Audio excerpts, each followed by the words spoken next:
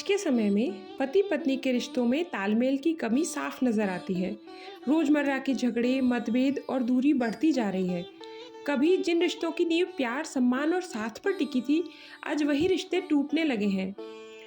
क्या आपने कभी सोचा है कि ऐसा क्यों हो रहा है? आज हम इसी बात को समझने की कोशिश करेंगे कि शादी जैसे पवित्र रिश्ते में असंतुलन क्यों आ रहा है और इससे बाहर कैसे निकला जा सकता है। हमारे शास्त्रों और पुरानी परंपराओं में पहले से ही इन सवालों के जवाब छिपे हुए हैं। नमस्कार, आपका स्वागत है कनेक्टिंग विजडम चैनल पर, जहां हम आपको ले चलते हैं उन सनातन कहानियों की ओर जो सीधी हमारे जीवन से जुड़ी हैं। पिछले वीडियो में हमने देखा कि ईश्वर ने सृष्टि की शुरुआत में ही सभी रिश्तों के नियम और आदर्श तय कर दिए थे।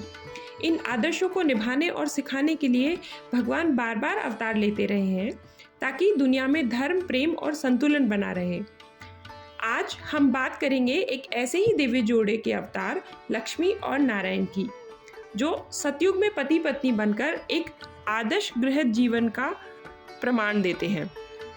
इनका रिश्ता सिर्फ प्यार का नहीं, बल्कि ब्रह्मांड के संतुलन और आध्यात्मिक ऊर्जा का प्रतीक है। भगवान नारायण शांति, संयम और कर्तव्य के प्रतीक, एक ऐसे पति जो हर परिस्थिति में धैर्य और न्याय बनाए रखते हैं, और देवी लक्ष्मी जो समर्पण, सहयोग और करुणा की मूर्ति हैं और परिवार की समृद्धि और ऊर्जा का स्रोत हैं।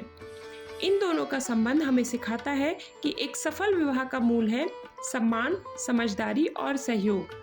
वो सिर्फ साथ रहना नहीं होता, बल्कि एक दूसरे की उन्नति में भागीदार बनने की भावना है। वैकुंठ लोक में विष्णु जी पालन करता है और लक्ष्मी जी हमेशा उनके पास रहती हैं, सिर्फ एक पत्नी के रूप में नहीं, बल्कि एक साथी के रूप में जो शक्ति, शुभता और संतुलन लाती है। लक्ष्मी जी को हिंदू धर्म में आदर्श पत्नी के रूप में पूजा जाता है। वह नारी की निष्ठा, समर्पण और सौम्यता की प्रतीक है। जब जब भगवान विष्णु ने पृथ्वी पर अवतार लिया, तो लक्ष्मी जी ने भी उनके साथ अवतार लिया और सदैव उनकी अर्धांगिनी के रूप में उनके साथ रही। लक्ष्मी जी को प्राप्त करने के लिए विष्णु जी ने स्वयं समुद्र मंथन की योजना बनाई। उन्होंने कूर्म अवतार धारण किया और मंदार पर्वत को अपनी पीठ पर उठाकर समुद्र में स्थिर रखा। उस विराट भार और पीड़ा को उन्होंने सहन किया ताकि लक्ष्मी जी प्रकट हो सके। और जब लक्ष्मी जी समुद्र से प्रकट हुई तो उनके सामने देवता, दानव, संपत्ति और शक्ति के अनेक रूप थे, लेकिन उन्होंने सिर्फ विष्णु जी को अपना पति स्वीकार किया, क्योंकि उनका चुनाव धन या बल के नहीं, बल्कि प्रेम और समर्पण के लिए था। धरती पर भी जब लक्ष्मी जी अवतरित होती हैं, तब वह अपने प्रेम और निष्ठा के माध्यम से संबंधों की एक दिव्य परिभाषा रचती हैं। एक बार महान ऋषि भृगु वैकुंठ पहुंचे। वहां उन्होंने देखा कि भगवान विष्णु विश्राम कर रहे हैं और माता लक्ष्मी उनके चरण दबा रही हैं। ऋषि भृगु को लगा कि भगवान ने उनकी उपेक्षा की है, क्योंकि उन्होंने तुरंत उनका स्वागत नहीं किया। क्रोध में आकर उन्होंने भगवान विष्णु की छाती पर लात मार दी। तब भगवान उठे, लेकिन उन्होंने ना तो क्रोध किया और ना ही कोई श्राप दिया, बल्कि वे उठे, ऋषि के चरण पकड़े और उन्हें शांत किया। परंतु इस व्यवहार से माता लक्ष्मी अत्यंत व्यथित हुई। उन्होंने देखा कि जिस हृदय में वे वास करती हैं, उस पर किसी ने प्रहार किया और उसे दंड भी नहीं मिला। इस अपमान और वेदना से दुखी होकर माता लक्ष्मी ने वैकुंठ छोड़ दिया और पृथ्वी पर चली आई। लेकिन भगवान विष्णु इस विरह को सहन ना कर सके।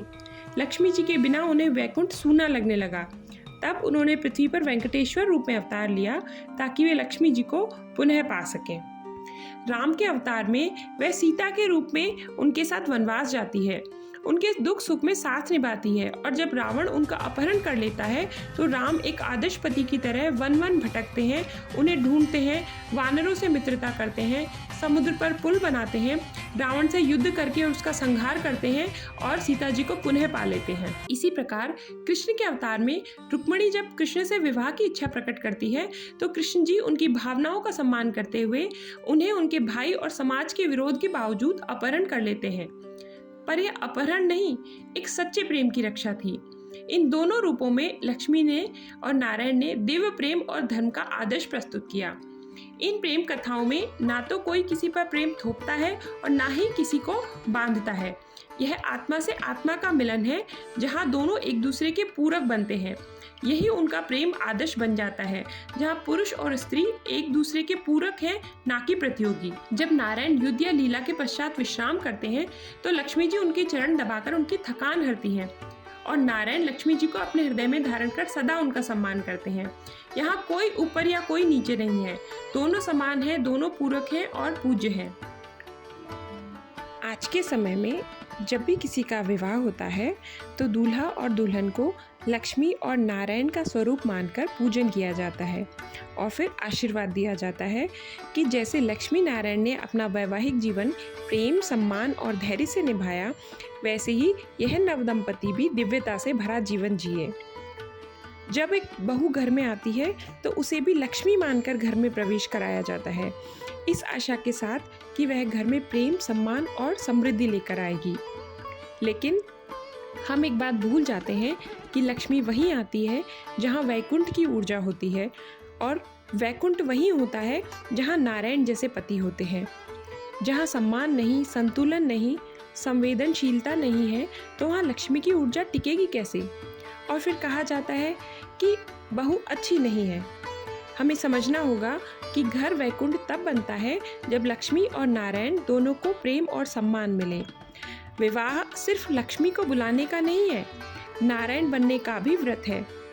अगर आप चाहते हैं कि आपकी बहू लक्ष्मी बने तो पहले अपने बेटे को नारायण बनाइए, और यदि आप चाहती हैं कि आपके पति नारायण बने तो स्वयं में लक्ष्मी की ऊर्जा जगाइए।